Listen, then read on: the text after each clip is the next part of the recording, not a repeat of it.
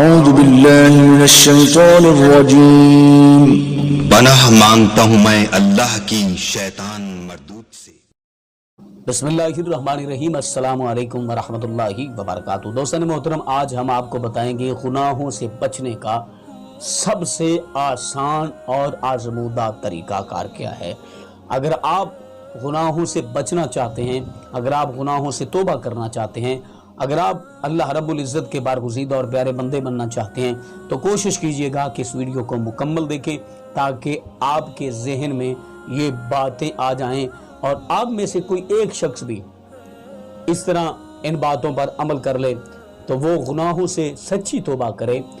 تو یقیناً اللہ رب العزت اس کو بھی اجر عطا فرمائے گا اور ہمیں بھی اس کا اجر اور ثواب عطا فرمائے گا۔ ممکن ہے کہ آپ کی اور ہماری بخشش کا نظریہ اور وسیلہ بن جائے، لیکن اس سے پہلے چھوٹی سی گزارش ہے کہ اگر آپ نے ابھی تک ہمارا چینل سبسکرائب نہیں کیا تو ہمارے اس چینل کو کریں سبسکرائب اور بیل آئیکن کو دبائیں تاکہ اس طرح کی لیٹسٹ اور نئی سے نئی ویڈیو آپ تک بآسانی پہنچ سکے۔ دوستان محترم، آج ہم اپنے معاشرے میں جس طرف بھی نظر اٹھاتے ہیں، جہاں پر بھی بیٹھتے ہیں، جہاں پر بھی دیکھتے ہیں،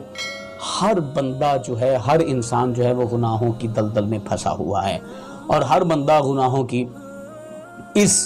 چکی میں پس رہا ہے۔ شاید وہ یہ نہیں جانتا کہ اس کے ساتھ آخرت میں کیا ہونے والا ہے، اور شاید بندہ انسان کوشش بھی نہیں کرتا اپنے آپ کو گناہوں سے بچانے کی اور گناہوں کی اس دلدل سے نکالنے کی شاید انسان کوشش بھی نہیں کرتا۔ آپ اگر چاہتے ہیں کہ ہم گناہوں سے بچ جائیں، اگر آپ چاہتے ہیں کہ ہم برائیوں سے بچ جائیں، اگر آپ چاہتے ہیں کہ ہم معاشرے میں ایک سرخرو انسان ہو جائیں، اگر آپ چاہتے ہیں کہ معاشرے میں ہماری عزت، رسپیکٹ اور معاشرے میں ہمارا ایک مقام ہو، تو آپ کیا کریں کہ آپ زیادہ سے زیادہ ان کتابوں کا مطالعہ کریں جن کتابوں میں آخرت کا بیان ہو، جس میں قبر کے مناظر ہوں، جن کتابوں میں عذاب قبر کے متعلق بتایا گیا ہو، جن کتابوں میں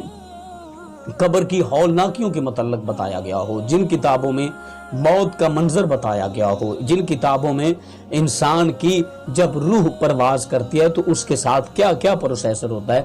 اگر آپ چاہتے ہیں کہ ہم گناہوں سے بچ جائیں تو آپ احوال آخرت کی کتابیں جتنی بھی ہیں، میں نام تو بہت زیادہ ہے، اگر گنوانا چاہوں تو ویڈیو بہت زیادہ لمبی ہو جائے گی۔ آپ کوئی بھی اس طرح کی ایک کتاب لے لیں، اس کو ابتدا سے لے کر، یعنی کہ پہلے چیپٹر سے لے کر اینڈ والے چیپٹر تک اس کا مطالعہ کریں، اور رسول اللہ صلی اللہ علیہ وسلم نے جو احوال آخرت بتائے ہیں، جو قبر کے مناظر بتائے ہیں، جو قبر کا عذاب بتایا ہے، ان پر زیادہ سے زیادہ گہری نظر رکھیں، اور جہاں سے نہیں بلکہ دل سے،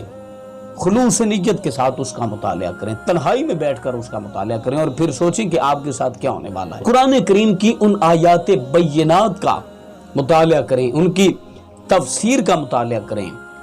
جن میں اللہ رب العزت نے اپنے عذاب اور اپنی جباریت اور اپنی قہاریت کا تذکرہ فرمایا ہے، جس میں انسان کو اللہ رب العزت نے ڈرایا ہے، خوف میں مبتلا کیا ہے کہ انسان کسی غلط فہمی میں نہ رہنا، تو آخر ایک نہ ایک دن میری بارگاہ میں حاضر ہوگا، آخر ایک نہ ایک دن تو قبر میں آئے گا، آخر ایک نہ ایک دن تو میدان محشر میں جائے گا، آخر ایک نہ ایک دن تجھے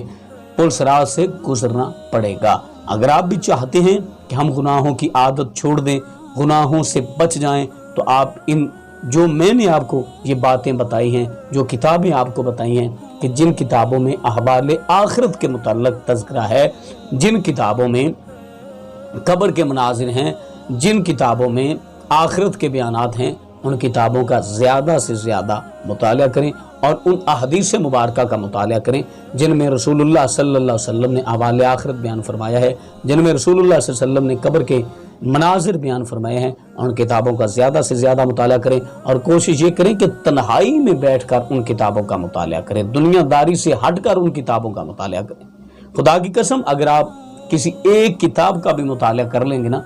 تو آپ بہت ساری برائیوں سے، بہت سارے گناہوں سے بچ جائیں گے۔ تو ہمارا مقصد و مشن آپ کو برائیوں سے بچانا ہے، ہمارا مقصد و مشن آپ کو گناہوں سے بچانا ہے، ہمارا مقصد و مشن آپ کو نیکی کی طرف راغب کرنا ہے، نیکی کی جانب لے کر آنا ہے۔ اللہ کرے ہم اپنے مقصد و مشن میں کامیاب ہو جائیں اور اللہ رب العزت آپ کو بھی اچھائی کرنے کی توفیق نصیب فرمائے۔ ملتے ہیں نیکسٹ، تب تک اللہ نگہبان۔